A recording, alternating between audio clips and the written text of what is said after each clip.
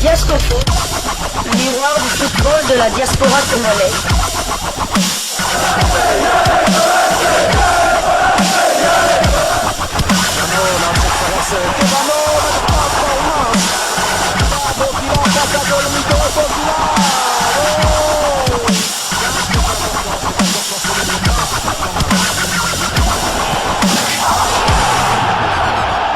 Diasco Foot, le miroir du football de la diaspora congolaise. Vous êtes sur Diasco Foot, le miroir du football de la diaspora congolaise. Diasco Foot vous dit bonjour, tout le plaisir est pour nous de vous retrouver, mais surtout de savoir que vous êtes nombreux en train de suivre votre chaîne YouTube dédiée uniquement aux footballeurs de la diaspora congolaise. C'est l'heure de partager avec vous quelques news que nous avons pu récolter pour vous, des news concernant un international congolais, une pépite de la République démocratique du Congo. Nous allons donc parler de la tanière de léopard de la République démocratique du Congo. Nous nous sommes fait une habitude depuis un certain temps de vous parler de certains joueurs congolais, certainement en marge des prochaines échéances qui attendent les léopards. Vous le savez, au mois de juin prochain, les léopards seront aux prises au Sénégal dans le cadre de la 3e journée des éliminatoires de la Coupe du Monde. Et bien évidemment, le staff technique de Léopard aura besoin de renforcer la tanière. Voilà pourquoi nous vous amenons des informations de certains binationaux susceptibles d'être utilisés, pourquoi pas, par Sébastien Desabre. Alors aujourd'hui, nous allons parler d'un binational congolais déjà international chez les Espoirs et qui évidemment fait une très belle carrière du côté de la Belgique. Il s'agit de Ngalayel Moukaou, qui est né en Belgique du côté de Malines. Nous sommes là à Anvers. Il est né un certain 3 novembre 2004. Vous l'avez compris, il est âgé de 19 ans. Il aura 20 ans au mois de novembre prochain. Son poste de prédilection, c'est milieu de terrain. Il mesure 1m88 et pèse 70 kg. Son pied fort reste le pied gauche. Alors, Ngalayel milieu avec l'équipe de Mekelen ou Malines. Ngalayel Moukaou a disputé la plupart des rencontres de sa formation en première division Pro League, donc championnat belge de première division cette saison, avec 1086 minutes en termes de temps de jeu, soit il a participé à 15 matchs. Il a fait partie à 14 reprises du 11 de départ sur les 29 rencontres possibles de son équipe, et il est entré en jeu à une seule reprise. Les précédents matchs de Moukaou Ngalayel en championnat belge en Jupiler Pro League donc a eu lieu, c'était le 8 mars dernier avec la même équipe. Il avait disputé les 90 minutes lors de leur succès 3-1 contre Westerlo. Avec Malines, il pointe actuellement à la 5e position au classement avec 45 points et va affronter Louvain en déplacement lors de son prochain match en Pro League.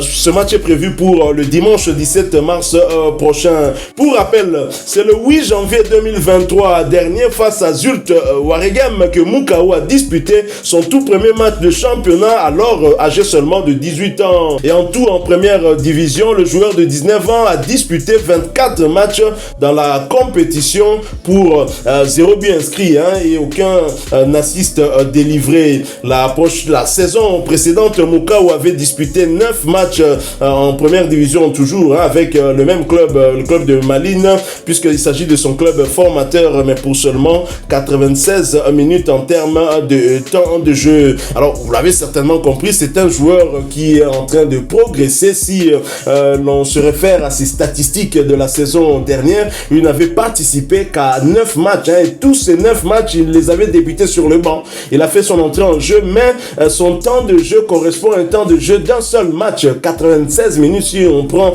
les temps additionnels aussi. Alors, est-ce que vous connaissez ce joueur? Que pensez-vous de lui? C'est un joueur qui évolue, on le sait, au milieu des terrains. Vous avez une idée sur lui?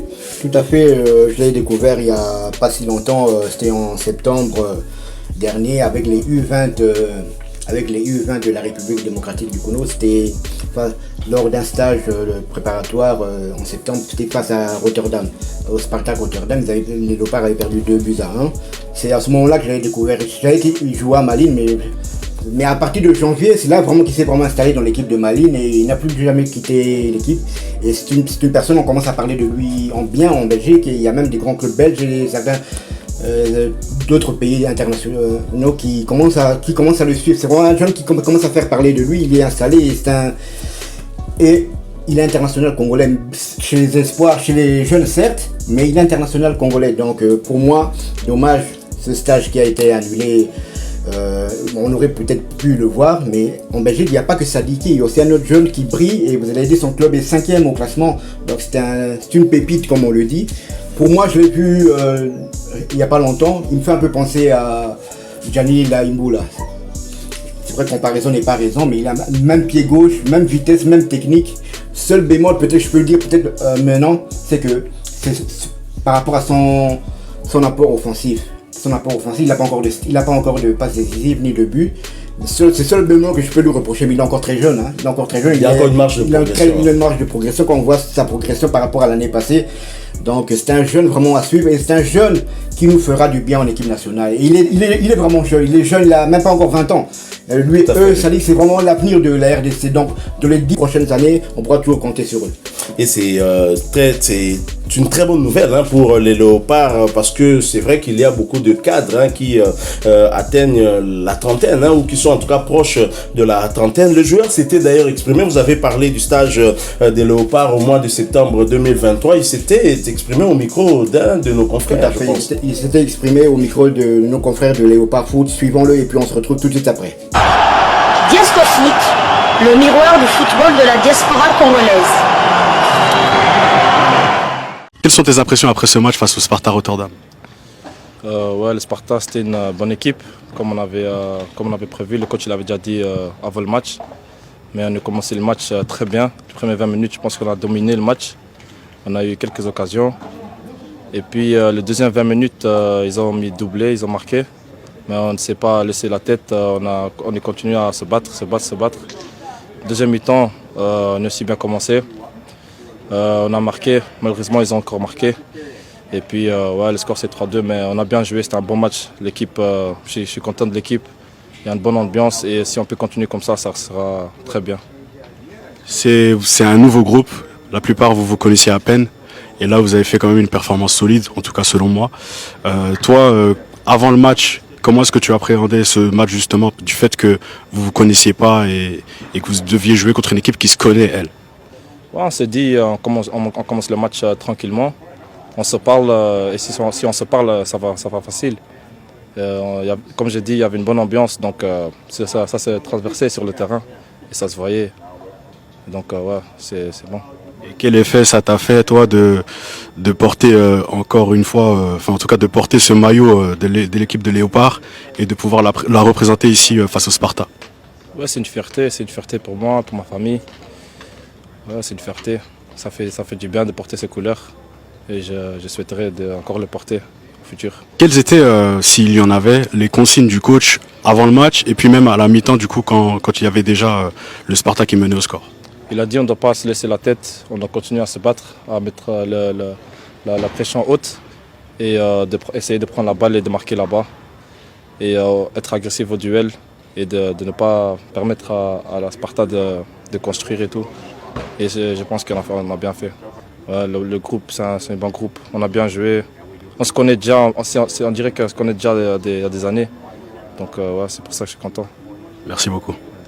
Voilà, nous sommes de retour, vous l'avez suivi, il s'appelle Nga Alayel et ce joueur milieu de terrain qui va avoir 19 ans au mois de novembre prochain joue du côté de Malines et son équipe occupe la 5e place. Je rappelle qu'il a débuté à jouer en première division belge avec son club formateur, c'était lors de la saison dernière, saison 2022-2023 pour un total de 9 matchs disputés, 96 minutes minutes en termes de temps de jeu. Tous les 9 matchs, il les avait débutés sur le banc.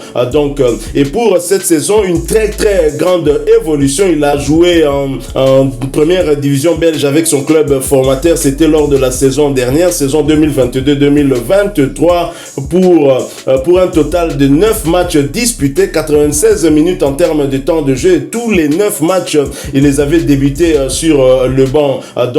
Et pour cette saison, une très très grande évolution.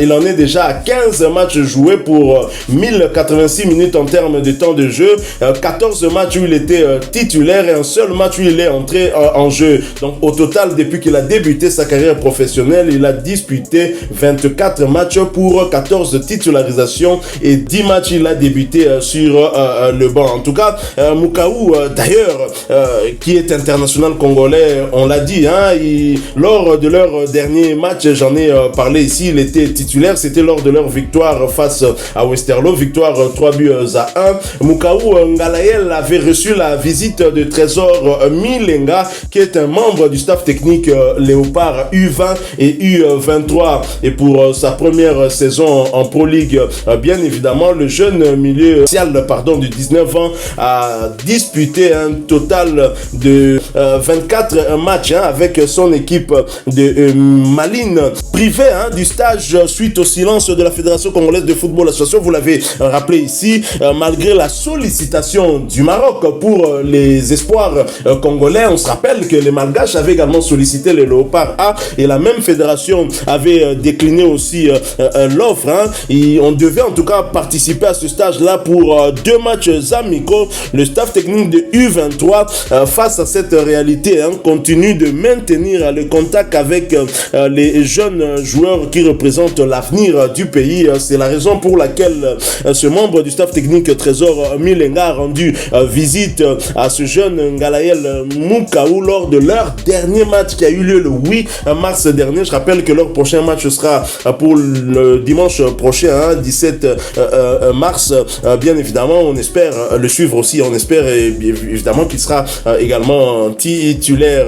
Alors, un joueur au profil qui ressemble à celui de Djaneli Imbula, j'espère en mieux en tout cas. Djaneli Imbula qui suscitait beaucoup d'espoir, mais finalement sa carrière devient un tout petit peu en dents de scie. Il évolue cette fois du côté d'Istanbulspor en Turquie, mais il ne joue pas. On ne le retrouve pas sur la feuille de match. Et de temps en temps, lorsque nous vous proposons le tour d'horizon de la prestation de nos internationaux, des binationaux, et vous le savez, son temps de jeu en tout cas stagne. Il est un tout petit peu oublié. Il n'est plus sous les projecteurs. Espérons que ce jeune Ngalael Mukaou sera différent en tout cas dans la gestion de sa carrière surtout, et qu'il va continuer à progresser pour que demain nous apporte beaucoup de bonnes choses que nous attendons. En tout cas, vous l'avez suivi, il s'est exprimé. C'est un jeune qui peut susciter en tout cas beaucoup d'espoir. Tout à fait. S'il nous rejoint, il nous a déjà rejoint, si Sébastien de Sabre le convoque, donc ça va faire le quatrième milieu de terrain qui est gaucher. Chose exceptionnelle et rare, on n'a pratiquement jamais vu en RDC. Rappelons que Edo Kayembe est gaucher, Moutou Sami est gaucher, Gaël Kakuta est gaucher, et lui s'il est bien, ça serait un 4e joueur qui est gaucher en équipe nationale. Vraiment. Donc voilà, nous avons voulu partager avec vous ce sujet concernant ce binational congolais qui a déjà fait le choix de la République démocratique du Congo chez les jeunes, mais un choix qui reste à confirmer pour qu'il puisse franchir ce palier et donc aller chez les A. Encore faut-il que Sébastien Desabre puisse aussi s'intéresser à lui et surtout le convoquer pour que nous puissions le garder, parce que très clairement avec Noah Sadiki, il constitue en tout cas l'avenir du pays. Et ce qui est bien avec ces jeunes, c'est que visiblement, malgré leur jeune âge, ils savent ce qu'ils veulent. Ils ont une vision claire par rapport à leur carrière internationale, par rapport à leur avenir, et c'est ça qui est vraiment intéressant. Alors, si vous avez aimé ce sujet, laissez-nous un maximum de j'aime. Merci de partager avec nous votre point de vue en commentaire. Vous êtes nouveau sur cette chaîne Diasco Foot parce que nous sommes le miroir du football de la diaspora congolaise. Eh bien, abonnez-vous et n'oubliez pas d'activer la petite cloche de notification pour ne plus rien manquer des prochains sujets que nous allons vous proposer. En attendant, portez-vous bien, et Diasco Foot vous dit au revoir.